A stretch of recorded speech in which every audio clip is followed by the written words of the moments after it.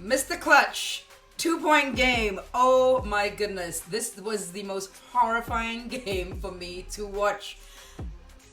Biting my nails. I mean, wow. But I want to say this. These guys... Take notes.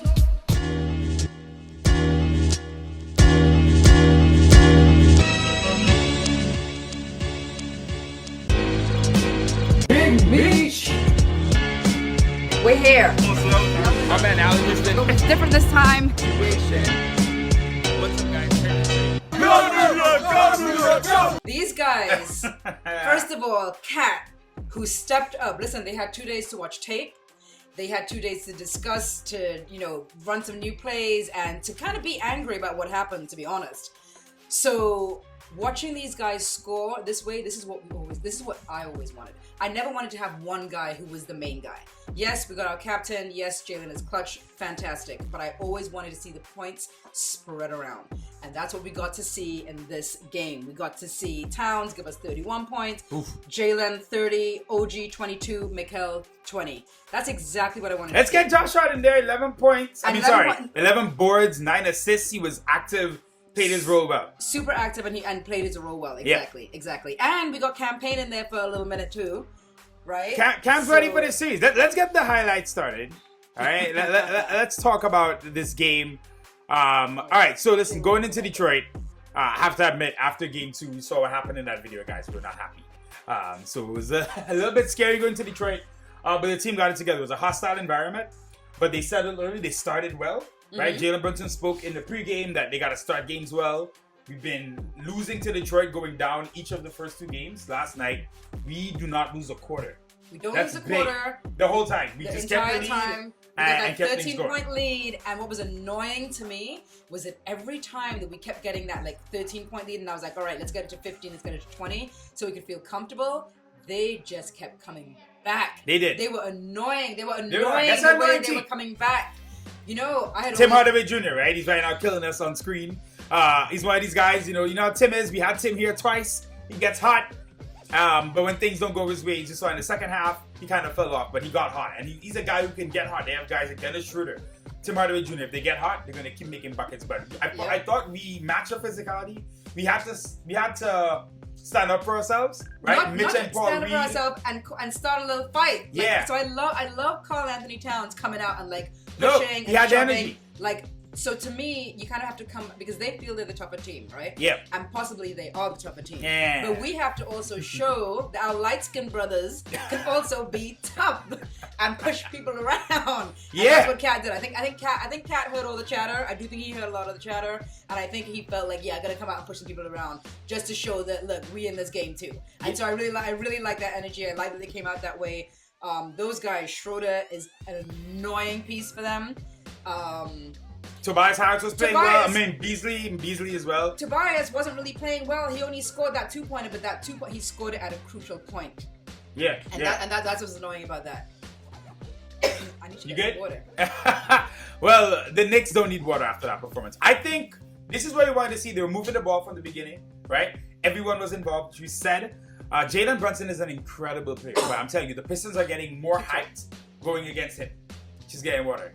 I'll be back after a water break. But like I said, right here, Mitch, physicality, Kat. Yes. Paul Reed trying to get... I love Mitch at this point. Mitch didn't do anything. He was just like, come on, bro. I know how Mitch got a tech. I have no idea how Mitch got a tech. He didn't deserve that. But I like seeing Kat come over and defend him. Paul Reed, remember from the Philly series last year. They're throwing him in there to be a wild card to get our guys riled up. We had 3 techs last night. They don't have Isaiah Stewart out there, so Paul Reed goodness. I'm fine. Beef Stew is the one guy who I think would defend Kat better. Right. So we are benefiting in that way.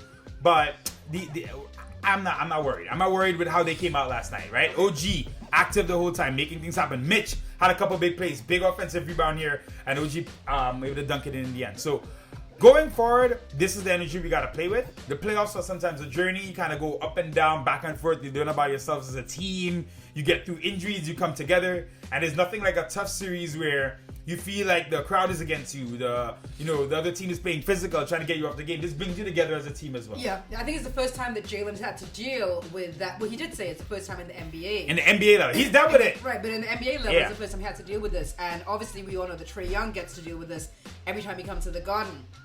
So I think it's You know, I mean, What Tip? You hear what Tip said? He said those are chairs to Jalen. Those are chairs for him, right? So the thing is, but what's good about that is that builds up your toughness, right? Builds up. I mean, obviously the rest of the team is hearing that this is how the crowd is reacting towards Jalen. I mean, I think every time he had the ball in his hands, they were booing. So you know, you get used to it. You get used to it, and you got to use it as your ammunition. Kobe was like that. I always remember Kobe being that player who you could say what you want, and he takes that and uses that as ammunition. So I love that for Jalen. It was nerve-wracking. I'm watching Cat go crazy right now in the highlights. This is Cat. Cat, the knock on Cat before he got here is, his postseason performances haven't been great. He had some decent moments last year, but then he didn't play well in the Western Conference Finals last year from Minnesota.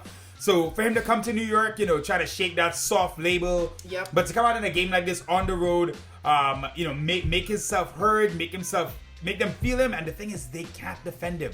We did what we were supposed to do last night, right? I saw Cat coming in as the 5 on the trail fast break, get him at the top of the keys, banging it in. I thought Bridges did a good job on Cade defensively. OG has much better than Jalen. Much better than Jalen gets switched as hell, but much better than OG. OG has had some good moments against Cade, but other times Cade has been cooking him. I thought Bridges' length helped a lot. We made timely buckets. Detroit kept coming back, and that game 4 is not going to be easy because now they're really in a fight for their lives. They can't go down 3-1. Yep. So we can't expect that things are just going to go, our way again. Mm-hmm. But winning all 4 quarters is my biggest takeaway from that because we really came out after the first 2 games, even though we won game 1. We played badly. We played badly game 1. Game 2, we know what that was. Fourth quarter was great, and that's how we won the game, really, in that first game. And then that second game, you saw our video. I felt like they just played all over us. Yeah. But it's a playoff series. Right, so we get to sit back, we get to watch tape, they get to, run plays, they get to decide who's going to guard who, they get to maybe even feel more like, hey, we got to get together as a team, guys, and we can't let Detroit take the series from us. Thinking back, I think I remember telling you, I didn't want to play Detroit at all. I much more wanted to. I'm reeling it back. I'm sorry. I'm trying to get you to look at the highlight. Oh, sorry. Because this is Cat with the dream shake. Cat with his Patrick Ewing moment on the baseline, 3 minutes left. This is a big bucket. And this is exactly. Yep. He came out. He said, "That's nice." He knew what it was. Oh no, but you can continue. Yeah, coming together as a team. No, that's it. So I think these losses do bring the team together. So I'm really interested to see how Game 4 is. We're going to a brunch party with OmniFan. Jazz and Jen, y'all know Jazz and Jen. It's OmniFan, yeah. And obviously now this is Detroit's kind of do or die game for them. Yep, and big shout out to Jalen here. These last 2 layups, tough layups at the bucket. Captain clutch player of the year.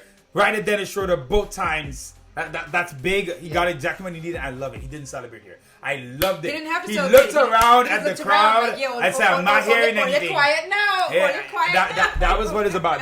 This game, Jalen was good on the boards as well. He's not a great rebounder, of course, at his size. He made things happen. But a tough win. They gutted it out. I'm proud of the team. Yes, this is a team. Obviously, we should be beating as the 3 seed. But the playoffs are. You never know how things will go in the playoffs. We took a punch from Detroit. We came right back, and I expect us to win Game 4 and then wrap it up in 5. Woo! I know it was doom and gloom before, but I will let the record show. I said Knicks in 5, not on YouTube since we never post. We actually did tape for Game 1. We got some recordings to show you from the Garden.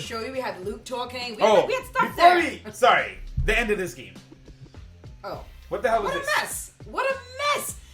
First of all, I couldn't believe that their crowd was leaving. I'm like, no. There's still time left. What are you guys doing? Because we have seen crazy things happen in the last couple of seconds, right? Maxey and the Sixers. Philly series last year, we saw crazy stuff happen in our favor and then against us. Yep. So it is never over till the fat lady sings. And let me tell you, even with that 0.5 seconds, I was like, these guys are going to come back and score a 3. Well, that would have been, thank God Jalen do it the other way. That rule, insane. I have no idea how they get the ball. I have no idea how they get the ball with the full 0.5 seconds left. There's no scenario where they were going to have the ball side out in the backcourt, yes, but still side out. With 0.5 seconds left, it wouldn't have happened. Jalen would have either scored and they'd have it in the backcourt, or he would have missed and the clock would have run out. So even what they didn't make any sense. So I kind of understand why they couldn't give Jalen the ball back to score, to throw the last pull-up, right? Yeah, I kind of get that. But then how do you still start with a full 0.5 seconds? At least 2.2 seconds have to come off the clock. At least. But But thank goodness. shout out to the table. Favor. Shout out to the table. Kat said it. Yo, Kat was funny. Kat is a little comedian on the DL. Kat is because funny. his facial expressions, his little comments, his little shout out to the table. And then even when they were talking to him after, and he was like, I'm not gonna get not gonna get fined. I'm not gonna get fined.